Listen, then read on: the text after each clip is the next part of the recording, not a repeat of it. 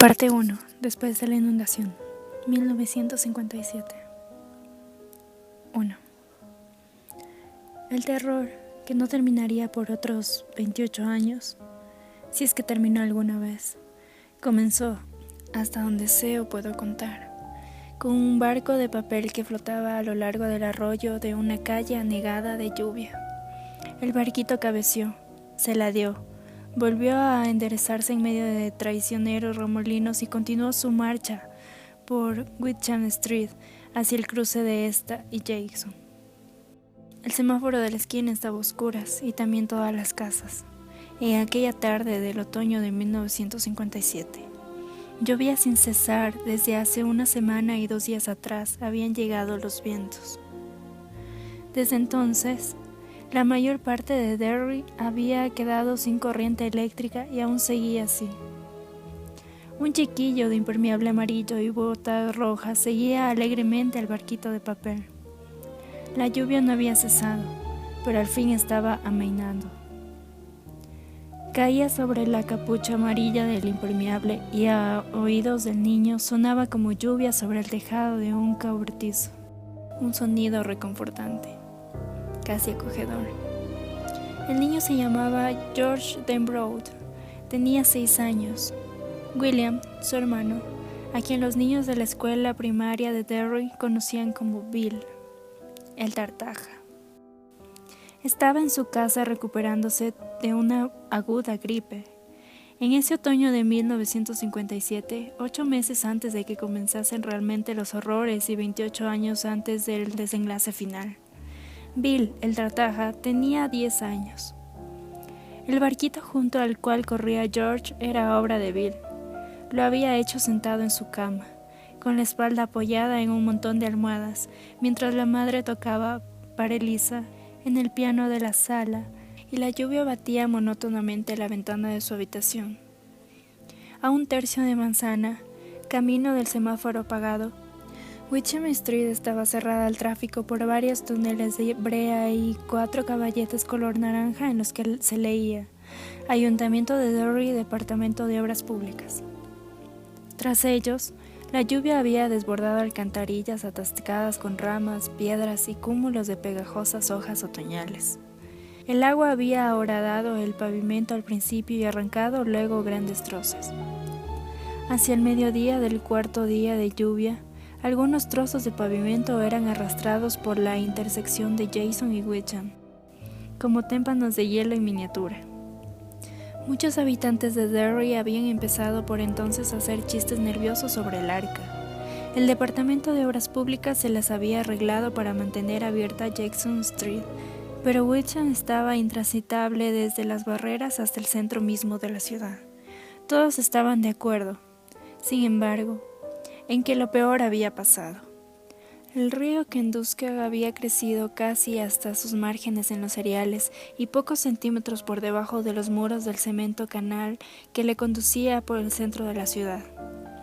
En esos momentos, un grupo de hombres, entre ellos Zack Denbrough, el padre de George y Bill, estaban retirando los sacos de arena que habían lanzado el día anterior con aterrorizada prisa.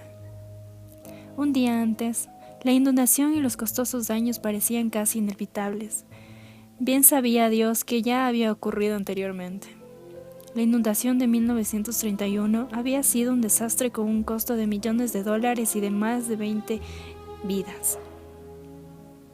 De aquello hacía ya mucho tiempo, pero aún quedaba gente por ahí que lo recordaba para asustar al resto. Una de las víctimas de la inundación había sido hallada en Bucksport, a unos 40 kilómetros de distancia. Los peces le habían comido los ojos, 3 dedos, el pene y la mayor parte del pie izquierdo, agarrado por lo que restaba de sus manos. Había aparecido el volante de un Ford. Ahora, sin embargo, el río estaba retrocediendo y cuando se elevara la nueva presa hidráulica de Bangor, corriente arriba, dejaría de ser una amenaza. Al menos eso decía Zack Denbrough, que trabajaba en Hidroeléctrica Bangor. En cuanto a los demás, bueno, las inundaciones futuras esperarían. Lo importante era salir de esta, devolver la corriente eléctrica y después olvidarla. En Derry, olvidar la tragedia y el desastre era casi un arte, tal como Bill de Brown llegaría a descubrir con el tiempo. George se detuvo detrás de las barreras al borde de una profunda grieta abierta en la superficie de alquitrán de Wickham Street. La grieta discurría casi exactamente en diagonal. Terminaba al otro extremo de la calle, a unos 12 metros de donde él se encontraba, colina abajo hacia la derecha. Ría en voz alta, mientras el agua desbordaba, llevaba su barquito de papel hasta unas diminutas cataratas formadas por otra grieta en el pavimento. El agua había abierto un canal que corría paralelo a la grieta y el barco iba de un lado a otro de la calle arrastrando tan deprisa por la corriente que George tuvo que correr para seguirlo. El agua formaba láminas de lodo bajo sus botas. Sus hebillas sonaban con un jubiloso tintineo mientras George de Brown corría hacia su extraña muerte. Y el sentimiento que le colmaba en ese momento era, simplemente, amor hacia su hermano. Amor y también cierta tristeza, porque Bill no podía estar allí para ver aquello. Claro que él trataría de contárselo cuando volviese a casa, pero sabía que jamás conseguiría que Bill lo viese tal como éste si lo hubiese conseguido. Bill destacaba en lectura y redacción, pero aún a su edad, George tenía capacidad suficiente para comprender que no solo por eso obtenía Bill las mejores notas. Tampoco era el único motivo de que a los maestros les gustaran tanto sus composiciones. La forma de contar era solo una parte del asunto. Bill sabía ver. El barquito solo era una página arrancada de las secciones de anuncios clasificados del News de Derry. Pero George lo imaginaba como una torpedera en una película de guerra de las que él y Bill solían ver en el cine Derry. En las matinés de los sábados, una película de guerra en la que John Wayne luchaba contra los japoneses. La proa del barco levantaba olas a cada lado mientras seguía su precipitado curso hacia la cuneta del lado izquierdo de la calle. En ese punto, un nuevo arroyuelo corría sobre la grieta abierta en el pavimento, creando un remolino bastante grande. George pensó que el barco se iría a pique. Escoró de modo alarmante, pero luego se enderezó, giró y navegó rápidamente hacia la intersección. George lanzó gritos de júbilo y corrió para alcanzarlo.